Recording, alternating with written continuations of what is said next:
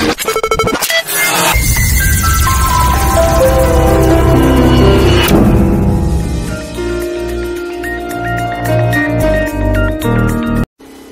baik. Sebenarnya nanti rekan-rekan semua bisa buka ya virtual museum ini melalui museumnasional.heritage.id gitu ya. Jadi kalau kita lihat, kita mulai dari di mana lokasi museum nasional. Bagi yang belum pernah berkunjung, nanti jadi PR nih semua rekan-rekan mahasiswa, bila masa pandemi sudah lewat dan museum nasional buka nih, segeralah berkunjung ke museum nasional. Apalagi calon-calon guru IPS ya, ini penting sekali. Nah, jadi posisi museum nasional ini ada di Jalan Medan Merdeka Barat nomor 12. Jadi kalau adik-adik lihat di peta ini ada Monas, Monumen Nasional. Nah, di sebelah baratnya yang sederetan dengan kantor-kantor kementerian yang lain, di samping kanan Museum Nasional ada Kementerian Pertahanan, di samping kirinya ada Kominfo. Nah, di tengah-tengah inilah ada Museum Nasional. Ya, ini posisi Museum Nasional. Akses ke sini pun sangat mudah. Transportasi itu dilewati oleh bus Transjakarta, bisa juga kereta dari Gambir sebelah sini. Nah, ini. Kalau ada yang dari luar kota, bisa mudah sebenarnya.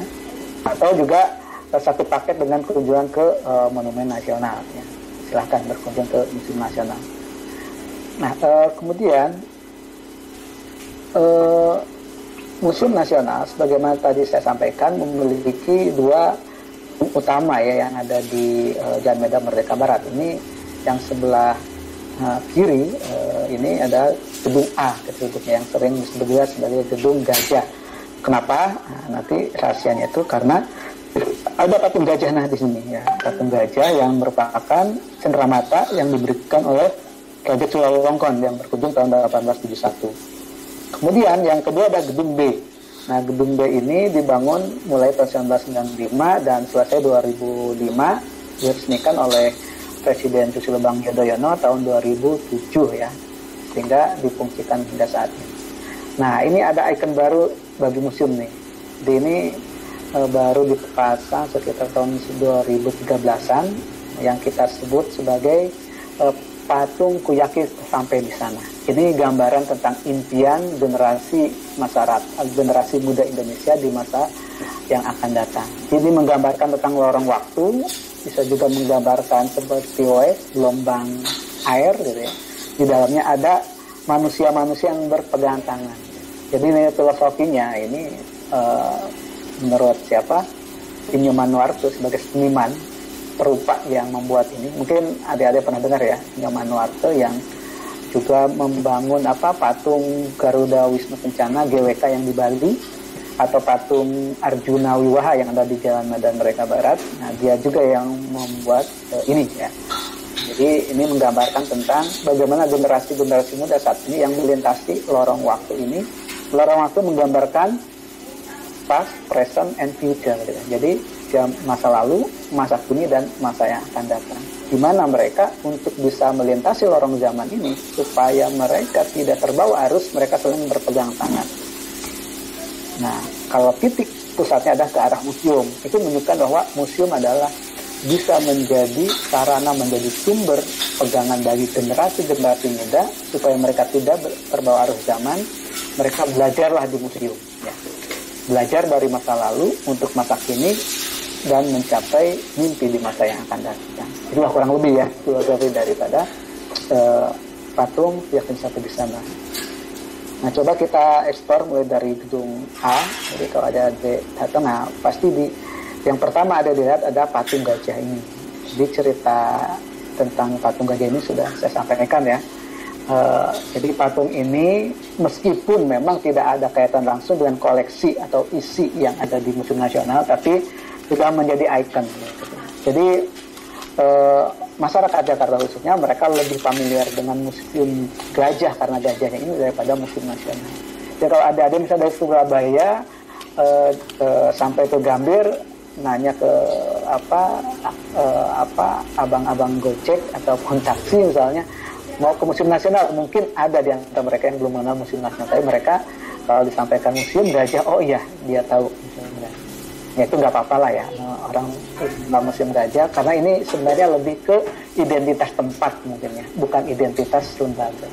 Nah, lembaga yang sedang ada museum nasional. Nah, di gedung A ini tersimpan koleksi arkeologi ya. Kalau tadi di awal saya jelaskan kategori koleksi arkeologi adalah koleksi yang merupakan penggambaran, maka disinilah tempatnya. Jadi ada yang punya peminatan terhadap koleksi masa Hindu-Buddha atau masa-masa kerajaan-kerajaan Hindu-Buddha, itu banyak artefak-artefak yang berupa arca atau patung tersimpan di gedung A ini ya. Nah, gedung A ini terdiri dari beberapa bagian ya. Bagian yang pertama yang di sini, mana ini zoomnya? Nah ini kita dekati. Nah ini disebut ruang rotunda. Nah ruang rotunda ini ruang berkeliling yang berisi arca-arca dan patung dari masa Hindu-Buddha abad ke-8 sampai abad ke-15 ya. Jadi kalau kita bagi duanya, sebelah kanan dan sebelah kiri. Nah yang sebelah kanan ini umumnya berasal dari Jawa Tengah, sementara yang bagian kiri ini berasal dari Jawa Timur. Apa yang membedakan?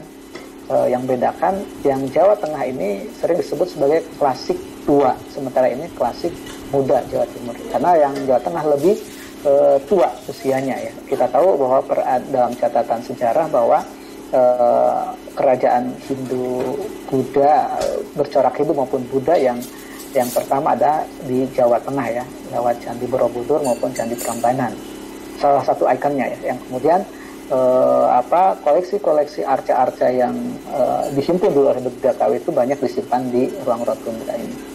Nah, ada yang berbeda dari dua wilayah tadi ya, Jawa Tengah dan Jawa Timur. Ternyata ada juga arca yang boleh kita katakan arca terbesar yang ada di Museum Nasional. Nah ini adalah arca Bhairawa Buddha, sering juga disebut seperti itu. Jadi arca Bhairawa ini adalah arca yang temuan dari wilayah Dharmasraya ya, wilayah Padang Roco, Sumatera Barat ya. Ya, sekarang ada di sekitar Kabupaten Dharmasraya, di mana di sana ditemukan awal ditemukannya ini dalam kondisi terlentang ya di pesawahan. Nah, sehingga mungkin ada dilihat di sini ada seperti bekas-bekas ya. Jadi ini bekas-bekas untuk mengasah parang. Jadi dulu masyarakat petani di sana mungkin mereka tidak mengira ini adalah bagian dari sebuah arca batu biasa, akhirnya mereka gunakan untuk mengasah. Dan sebenarnya kalau lihat langsung di sini ada juga bagian yang agak bolong, yang padmanya ini ya, ataupun singgasananya, wapiknya gitu ya. Di sini ada yang bergambar tengkorak, di bagian kanan itu ada seperti lubang bekas alu. Gitu.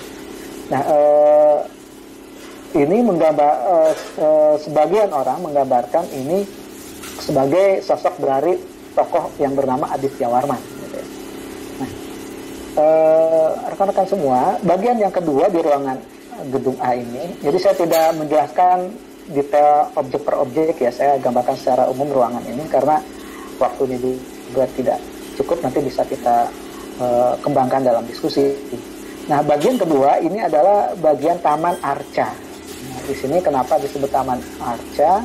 Karena di taman ini banyak disimpan banyak arca ya, baik sisi kalau aktualnya ini sisi utara dan sebelah kiri ini sisi selatan.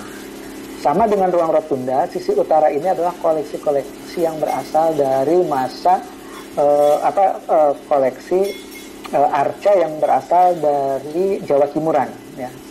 Sementara bagian selatan Jawa Tengahan. Dan Jawa Timuran ini pun dibagi dengan dua kategori ya. Ada jenis arca Singosari, yang kedua jenis arca masa Majapahit. Jadi lebih detailnya bisa di dalam diskusi ya, apa perbedaan arca Singosari dan Majapahit. Nah berikutnya kita juga bisa masuk ke ruang bagian ketiga dari gedung A ini adalah ruang Kertarajasa. Nah ini ada satu ruang lagi.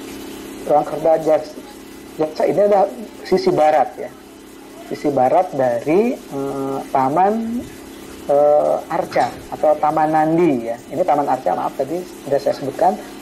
Taman Arca ini juga sering disebut Taman Nandi karena di tengah-tengah taman ini ada Arca Nandi yang berasal dari Singosari ya. Nah, Taman Arca, Taman Kertarajasa di sini tersimpan di ruangan ini. Maaf, bukan taman ya, itu ruang Kertarajasa tersimpan yupa, 3 yupa. Nah, ini asli. 3 yupa di antara 7 yupa yang tersimpan di Museum Nasional. Yang lainnya tersimpan di Gedung B ya, lantai 2 dan 3. Ini 3 di antaranya. Ini ada prasasti Mula Warman ya, yang menandai akhir masa Nirleka secara jejak sejarah gitu ya. Jadi kalau ditanya kapan masa sejarah atau masa mengenal tulisan di Nusantara, maka ini bisa artefak inilah menjadi bukti ya, bukti masa berakhirnya masa Nirleka atau praaksara. Karena sejak itu mulai dikenal tulisan. Nah, kenapa di sini disebut ruang Kertarajasa? Nah, ini sebab utamanya karena ada sebuah arca. Nah, arca ini adalah arca Harihara. Yang arca Harihara ini menggambarkan dianggap karena berdasarkan pengkajian bahwa diduga kuat ini adalah arca pendarmaan dari tokoh yang bernama Kertarajasa Jayawardhana, nama pentasbihan dari sosok Raden Wijaya ketika dia menjadi ataupun mendirikan kerajaan Majapahit ya, tahun 1209 berapa ya, 92 atau 93 lah, setoran tahun itu. Nah, ini sosoknya karena dia ditemukan di Candi Simping ya, di mana Candi Simping ini adalah tempat pendarmaan dari tokoh Raden Wijaya atau Kertarajasa Jayawardhana, dan ini menjadi nama ruang dari salah satu ruang di Gedung A Museum Nasional. Baik, ini untuk ruang Gedung A ya. Coba kita lihat panoramalis. Kita lihat. Nah, sebagai gambaran besar ya, gambaran besar daripada museum. Jadi ini adalah blueprint museumnya yang menggambarkan denah. Jadi yang sebelah bagian bawah ini adalah gambaran dari Gedung A. Sementara yang atas ini Gedung B yang terdiri dari 7 lantai, 4 lantai diantaranya ada sebagai ruang tata pamer. Sementara lantai 5, 6 dan 7 ini ruang lab, ruang storage dan juga ruang perkantoran. Nah, yang tadi kita masuki ini adalah ruang tadi Rotunda, Taman Arca dan Kertarajasa. Hanya ruang yang menyimpan koleksi arkeologi saja.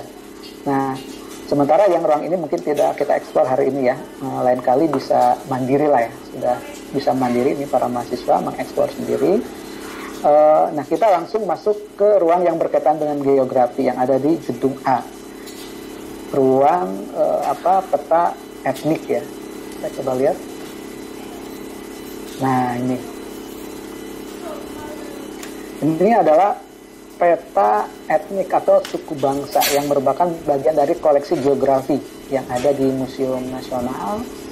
Nah, peta suku bangsa di Indonesia yang tercantum di sini mungkin tidak sebanyak yang disebutkan di dalam sensus penduduk tahun 2010 ya, karena ini data tahun 1970-an ya, yang sudah diupdate karena peta ini sebenarnya peta lama yang kemudian diupdate seiring dengan perkembangan waktu dan juga perkembangan riset berkaitan dengan etnik yang ada di Indonesia.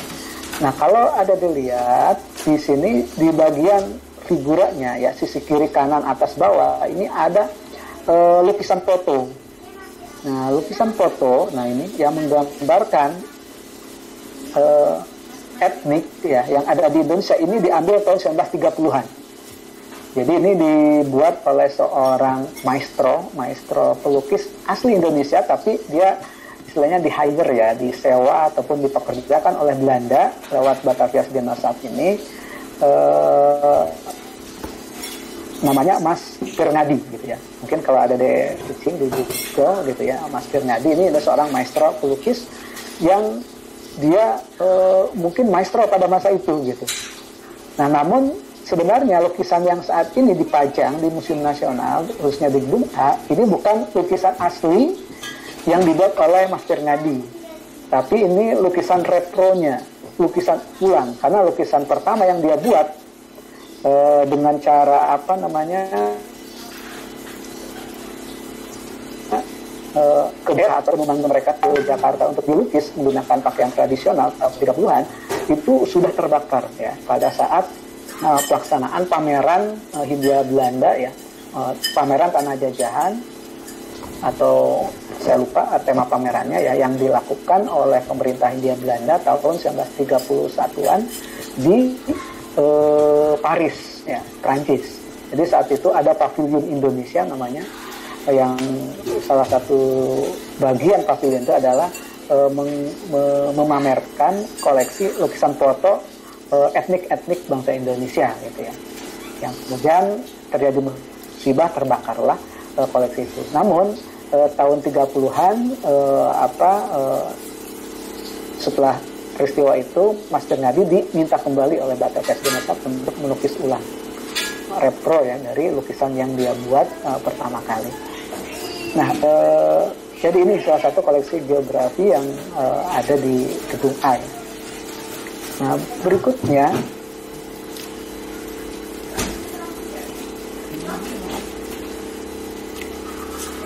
kita masuk ke Gedung B ya. Ke Gedung B. Lihat. Ya. Nah, kita ke Gedung B.